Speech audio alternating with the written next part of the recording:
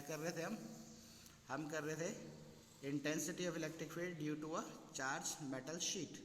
एक metal sheet है, यानी कि एक धातु की प्लेट है ये, ऑफ इन्फानाइट एक्सपेंशन, अनंत विस्तार की है ना, जिसके किसी एस एरिया को मान लेते हैं क्यू चार्ज हमने दिया है, ये है वो एस एरिया।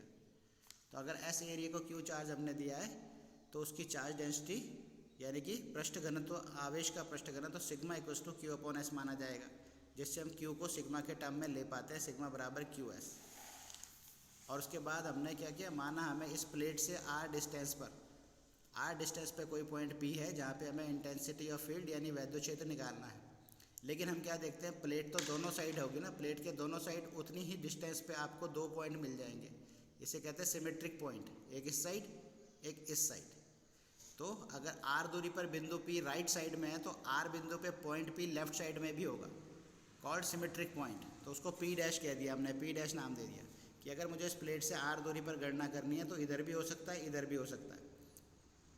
तो जब दोनों साइड हो सकता है तो हमने क्या किया, इन दोनों को कवर करने के लिए इस प्लेट के आर पार, इस प्लेट को छेदते हुए, जैसे मैंने आपको यहाँ दिखाया था कि मान लेते हैं ये प्लेट है और ये हमने प्लेट के आर पार एक बेलन की कल्पना की, ये जिसका एक सिरा इस साइड आएगा पी डिस्टेंस पे, एक सिरा इस साइड आएगा पी डिस्टेंस पे, तो दोनों साइड जाएगा। और यही फील्ड लाइन की डायरेक्शन भी होगी। वैद्युत क्षेत्र, अगर ये प्लेट धनावेशित है तो वैद्युत क्षेत्र की दिशा भी बिल्कुल ऐसी होगी, इस प्लेट के सरफेस के परपेंडिकुलर प्लेन में, प्लेट के तल के लंबवत प्लेन में वैद्युत क्षेत्र आएगा। इधर भी परपेंडिकुलर, यानी मेरी साइड इसका मुंह होगा वैद्युत क्षेत्र का, इलेक्ट्रिक फील्ड का, और उस साइड इलेक्ट्रिक फील्ड का मुंह उधर को होगा, उस दीवार की साइड होगा ये। तो इस दीवार, मेरे पीछे वाली दीवार और मेरे आगे वाली दीवार की ओर इलेक्ट्रिक फील्ड लाइन आपको शो हो रही होंगी। वैद्युत बल रेखाएं आप कल्पना कर सकते हैं, उनको इमेजिन कर सकते हैं, वो इस फील्ड में दिखाया गया है। क्या कि अगर हम यहाँ से चल रहे हैं इस प्लेट से तो फील्ड लाइन इधर को आएंगी, ये रही, जो इस सरफेस के भी, क्योंकि ये फ्लैट सरफेस जो समतल सतह है वो इस प्लेट के पैरेलल हो जाएगी, तो इसके परपेंडिकुलर चलेगा तो इसके भी परपेंडिकुलर होगा, इसके लंबवत होगा तो इसके भी लंबवत होगा, ऐसी सेम इस साइड भी होगा। बाहर की ओर आउटवर्ड, इधर को भी चलेगी आउटवर्ड। अगर मैंने एक संधि के आर पार, संधि नहीं सॉरी, प्लेट के आर पार, प्लेट के दोनों साइड, बोथ साइड हमने टोटल आर और आर मिला 2r लेंथ के एक गॉसियन सरफेस की कल्पना कर दी, एक गॉसियन बेलन की कल्पना कर दी, तो हमें क्या दिख रहा है, हमें ये दिख रहा है कि अगर मैं उसके वक्र पृष्ठ पर कोई क्षेत्रफल लूँ, उसके कर्ड सरफेस एरिया पे एक छोटा सा एरिया एलिमेंट लूँ, तो उस पे क्षेत्रफल सदिश बाहर को जाएगा, ऐसे तल पर लंब बाहर को, जबकि वैद्युत बल रेखा तो इधर को ही आ रही होंगी। तो वैद्युत क्षेत्र सदिश यानी इलेक्ट्रिक फील्ड वेक्टर की डायरेक्शन यही होगी, क्या होगी, प्लेट के परपेंडिकुलर दोनों साइड, प्लेट के लंबवत दोनों साइड, तो इस साइड को इधर को, तो यहाँ थीटा क्या दिख रहा है, 90 डिग्री। और जहाँ आपको थीटा 90 डिग्री दिखता है वहाँ गई भैंस पानी में, यानी कि पूरे के पूरे इसको जोड़ोगे तो पूरा वक्र पृष्ठ बनेगा, तो पूरे वक्र पृष्ठ से कोई फ्लक्स नहीं जाएगा। इसका मतलब, क्योंकि इसमें सब कुछ समझाने का मकसद यही होता है कि इसको आप ध्यान से देखो, और ये तो बहुत बढ़िया 3D लुक में आ रखा है प्लेट। तो प्लेट के दोनों साइड आपने एक गॉसियन सिलेंडर लिया, गॉसियन सिलेंडर के फ्लैट सरफेस यानी जो समतल पृष्ठ है वो ध्यान से देखो, वो प्लेट के सरफेस के पैरेलल हैं, है ना, और जो प्लेट से निकलने वाली फील्ड लाइन है वो ऐसे आएंगी, है ना, तल के लंबवत इधर को ये दिखाई दे रही है, ऐसे उधर को भी जाएंगी तो वहाँ भी दिखाई दे रही है इलेक्ट्रिक फील्ड लाइन। ये वैद्युत क्षेत्र या वैद्युत बल रेखा है ना, वेक्टर ई, ये रहा वेक्टर ई, है ना। तो ये बस, उसके बाद हमें क्या कहना, उसके बाद हमने वही बोलना है, टोटल फ्लक्स कितना हुआ, जरा गॉसियन सरफेस से जाने वाला कुल वैद्युत flux, total flux passing through the Gaussian cylinder equals to 5 CSA curved surface area plus 5 left surface plus 5 right surface.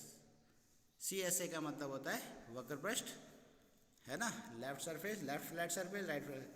वक्र पृष्ठ पे आपने एक छोटा सा एरिया ले रखा है DS, तो वहाँ आपको निकालना पड़ेगा E.ds का इंटीग्रल होगा टोटल पूरे कर्व सरफेस एरिया के लिए। ये वक्र पृष्ठ पे आपने छोटा सा क्षेत्रफल ले रखा है DS, लेकिन फ्लैट सरफेस जो है इस बार आपने यहाँ पे सीधे S एरिया लिया, क्यों, क्योंकि फ्लैट है। और मैंने आपको शुरुआती दिनों में बताया था फ्लैट का मतलब अगर समतल पृष्ठ पे लंब डालेंगे तो हमेशा किसी भी पॉइंट पे डाला वो एक ही डायरेक्शन में आएगा, है ना, इसमें डायरेक्शन चेंज होती नहीं, और क्षेत्रफल भी छोटा सा है, एरिया भी छोटा सा है, तो मैं डायरेक्ट S बोल देता हूँ। तो मैं यहाँ दूसरे लेफ्ट और राइट के लिए मैं E.ds की जगह E.s, है ना, फॉर लेफ्ट और E dot S for right लिखूँगा।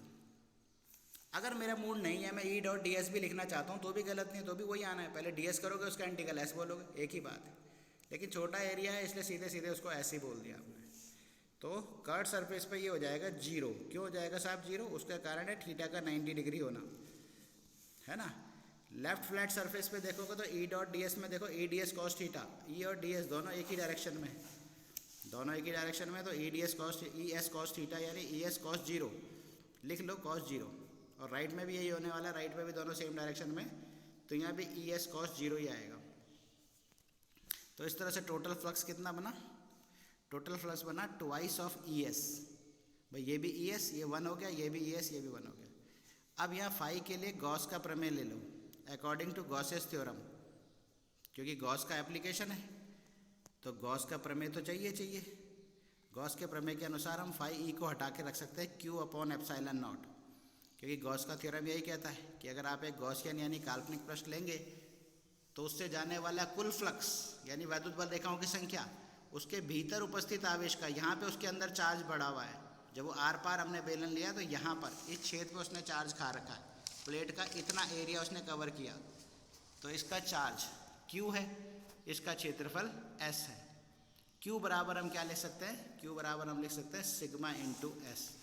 तो Q की जगह मैंने लिखा sigma into S upon epsilon not equals to 2ES। तो एस से एस कैंसिल और E इज इक्वल्स टू आया सिग्मा अपॉन 2 एप्सिलॉन। यह है वैद्युत क्षेत्र। और यहाँ से एक चीज़ और बात पता चल रही, ताज्जुब वाली बात है कि जो फॉर्मूला तो आ गया, उस फॉर्मूले में कहीं ना इसका जिक्र नहीं आया, आर का जिक्र नहीं आया कि प्लेट से कितने डिस्टेंस पे, प्लेट से कितनी दूरी पर। अगर इसका जिक्र नहीं आया तो हम कह सकते हैं स्पष्ट है कि वैद्युत प्लेट के निकट किसी बिंदु पर वैद्युत क्षेत्र की तीव्रता, intensity of electric field is free from R, दूरी आर पर निर्भर नहीं करती है। यानी एक प्लेट लो और उसके आस चार्ज प्लेट लो तो उसके आसपास चाहे यहाँ निकालो, चाहे यहाँ निकालो, चाहे यहाँ निकालो, चाहे सब जगह एक जैसी आएगी। यानी क्या हुआ? यूनिफॉर्म फील्ड बनेगा, एक समान फील्ड बनेगा, सब जगह एक जैसी आएगी। ठीक हो गया? तो ये भी इसमें कमाल की बात है कि ये निर्भर नहीं करता। बाकी ये चीज़ें आपके पास सब लिखा हुआ है, जो मैंने बताया वो सब यहाँ लिखा हुआ है। मोस्ट इंपॉर्टेंट है, इसके स्टारेज भी देख लें आप। ये दो में से एक ही आता है, हिंदी मीडियम, या वो आता है बेलन या ये आता है। स्पष्ट है कि ई का मान प्लेट के निकट दूरी पर निर्भर नहीं करता है, डिस्टेंस पे डिपेंड नहीं करता है। थोड़ा सा और इसे लिखेंगे तो अगर इसे वेक्टर फॉर्म देना पड़े, हमें सदिश रूप देना पड़े, तो फिर हम कहते हैं वेक्टर ई।